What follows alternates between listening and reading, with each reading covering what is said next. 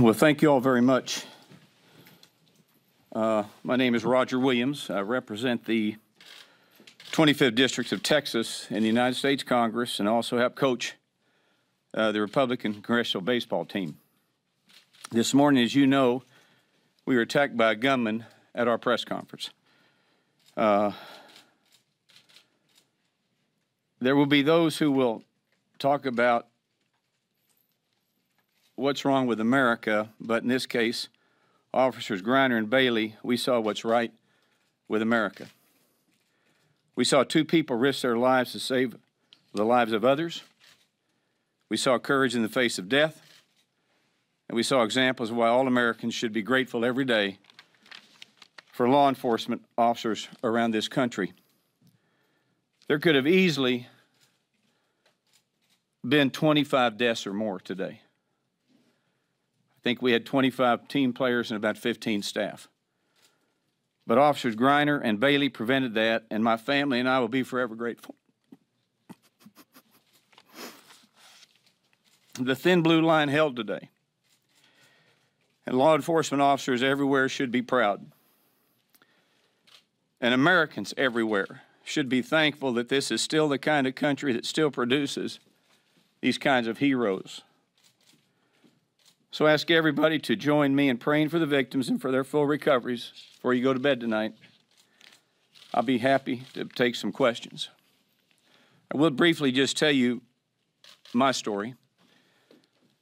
I was on the third base side hitting ground balls to Trent Kelly and Ron DeSantis. Little did I know that the perpetrator was probably 20 yards from me. I went around the first base side to hit Congressman Scalise ground balls. I did that. The first one I hit him, the shots went off. I heard the first shot, and I wasn't sure. I thought maybe it was a backfiring of a car, but then the second and the third, and everybody yelled, "He's got a gun, run for cover." And that's what I did, and fortunately, I was on the first base side, and just emotions take over. I ran to the first base dugout, which is in the ground about 7 feet, and I literally dove into that dugout. It'd be like diving, I guess, into a swimming pool with no water. But I did, and in there were some of my other colleagues. Zach Barth, who works for me, was shot while he was retrieving balls in the outfield.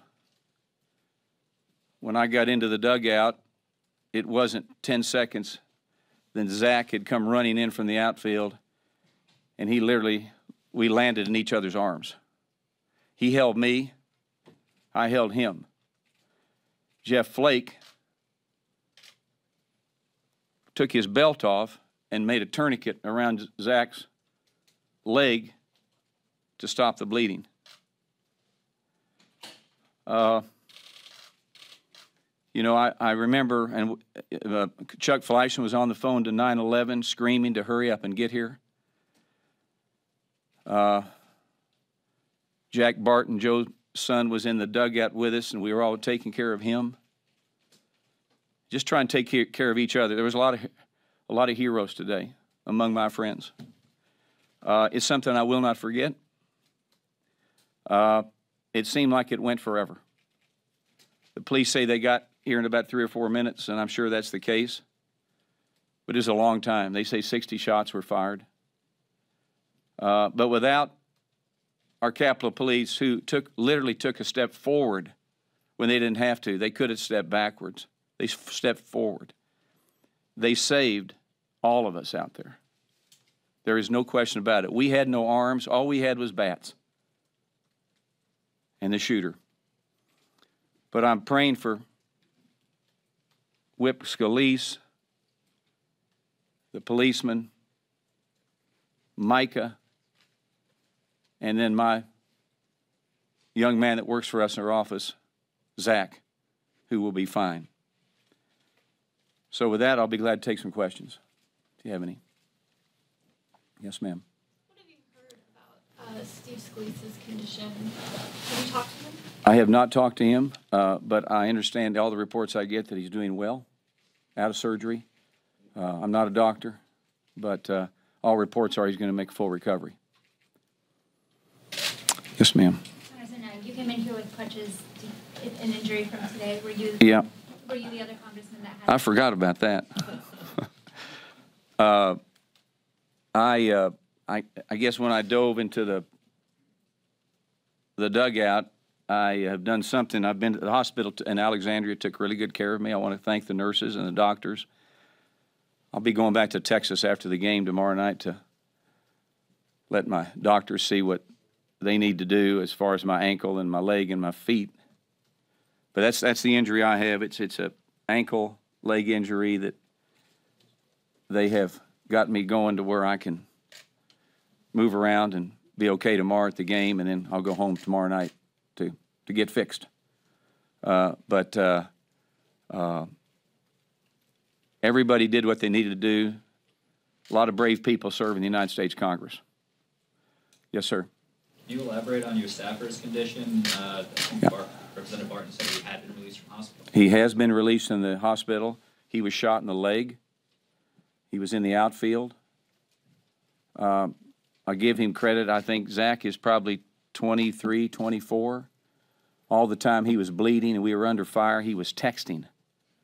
He was texting, letting people know we were under fire and that we needed help. So he's doing great. Vice President Pence has spoken to him. I'm grateful for that, for his talking to Zach. So he's on the road to recovery.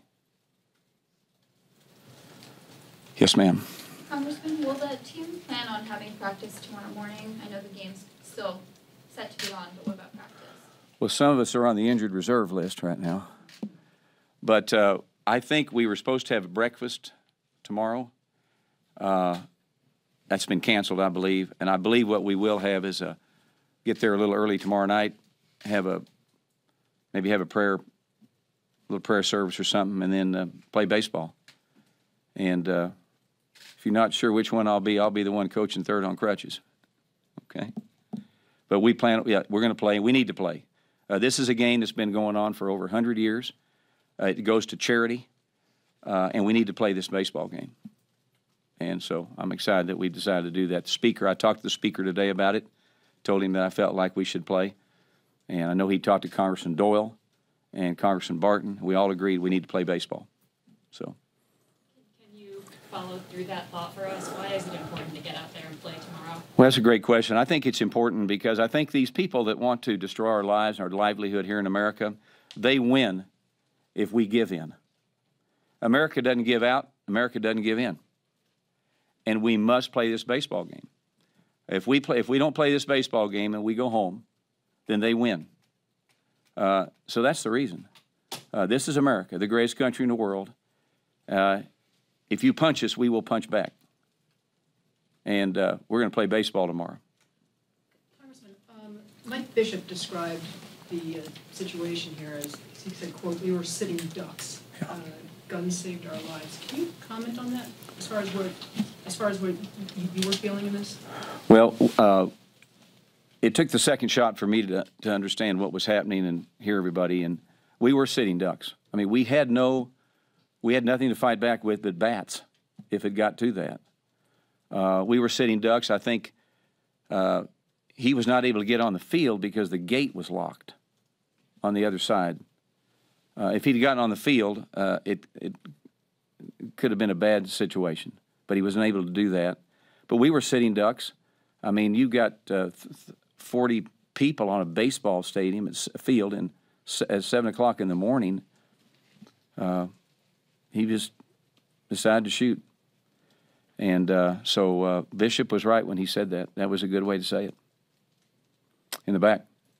I have two questions. Are you sure whether Scalise was hit with that first bullet that was shot?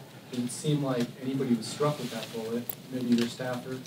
And also, you were pretty emotional off the top when you were talking about Officers Greiner and Bailey And I'm just wondering if you've had a chance to catch up with them and thank them for, like as you said, saving everybody's life today. I haven't personally thanked them. I will be.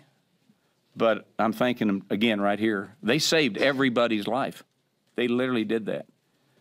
And, you know, I represent Fort Hood, and they teach our military to take a step forward, not a step back when you're in combat. And these guys and gals did it. So it is emotional. It's an emotional day, and when you think about your family, you think about your friends, you thinking about being in that position. It's emotional. But Do you know whether Scalise was shot with that first? you know, I don't know. I've heard, and I have no backup to this, that the first shot that we all heard was actually shot at Trent Kelly, who was at third base. And then Trent ran. So I don't know which bullet got who. I don't know which one got Zach or Steve. But yes, ma'am. Congressman, how do you feel about your personal security after what happened today, and what do you think should change around members' personal security? Well, I frankly haven't thought about it. I know there's a lot of conversation if we should have security or what as individual congresspeople. It's a job that you're very people are very aware of you and where you are. I think we need to think about it.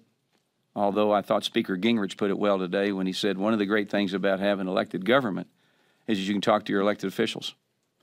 And when you're in Congress, we represent all about 800,000 people in our district. Some didn't vote for us, some did, but we represent all of them. And it's a slice of America, and people need to be able to talk to us. So I think it's a dialogue we're going to have, but we want to be able to keep where we have open government. But I will tell you, I'll be frank with you. I mean, here I am a congressman, and, you know, every now and then you'd like to have a friend on one side of you. But I haven't decided that. I believe in open government, and I thought Speaker Gingrich really put it well today when he talked about that. Yes, ma'am. Are you concerned that the current political climate is encouraging violence? And if so, what do you think Americans should do about it? Well, I don't know if I want to talk about that today. I don't know. This person evidently had an issue, and I don't think it was a Democratic, Republican issue. He just had an issue. Nobody condones this. I do think, candidly, that our rhetoric in this country could be turned down a little bit. The tone could be turned down a little bit. But that's what we have to work on and continue to talk about it. Yes, ma'am.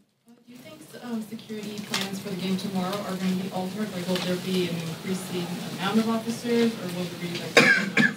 Well, I mean, I don't know what the plan was to begin with, but I would think that I'm hoping, since it's a charity, we'll have more people than we would have had. You know, we normally have 25,000 people at this game. Nat Stadium holds 50. Maybe we can have 50,000 there tomorrow. That would challenge the security. But I don't know. But I'm not worried about that because we have the best security people, as I said earlier, anywhere. They're going to do the right thing. Everybody, not just the Congress people, but everybody will be protected, and to the extent they need to be. So I don't worry about that. I hope we have a lot more people at the game. Can you tell us about how Micah is doing? Well, I've only heard again. Micah, a lovely man, a friend of all of ours. I think he was shot in the torso area, so I've heard that just through his family that his condition is improving, and everybody's praying for Micah. So. Thank you. One more. Yes, Mr. Williams, back to the security situation. Do you think in this particular instance anything could have been done differently while recognizing the heroism of the Capitol police officers, and something could have been done differently for this? And let me ask you this, because I've heard other members say this. Would you feel safer if you had the ability to carry a gun, including on the Capitol premises and other places where the general public isn't well, allowed? remember two things. Well, first of all, I'm for the Second Amendment, big Second Amendment guy, and I'm from Texas. So, yes, I would have felt a lot more comfortable if we were able to do that. Okay? What was the other? On the security situation, just do you Oh, believe, yeah. while recognizing the heroism of the officers, do you think more could have been done or things should Yeah. have been done differently? with regard Well, to look, the security? in retrospect, and I thought about this morning, if you have 25 congressmen in a very small group and you want to harm somebody, that is a pretty good way to do it. And I'm not so sure that in the future, at least, that if we have that situation again, that just me talking, that we probably ought to take a look at our security on those that are there in big groups like that. I think that might be important. So, but look it, we've been playing this game. I've been in it now for 6 years, I guess, and we practice every morning at 6 to 8. Every morning. We have fun, no problems. And I thought the story that Jeff Duncan told, which I'm sure you all have heard it already, was very interesting, about having this fella come up to him. Jeff was leaving early. He said, "Are those Republicans or Democrats?" And Duncan said, "Republicans," and he began shooting. So, but I do think that should be addressed by law enforcement. If we're going to have a big group of elected officials, how do we want to handle that from a security standpoint? Thank you very much, and God bless you. Thanks.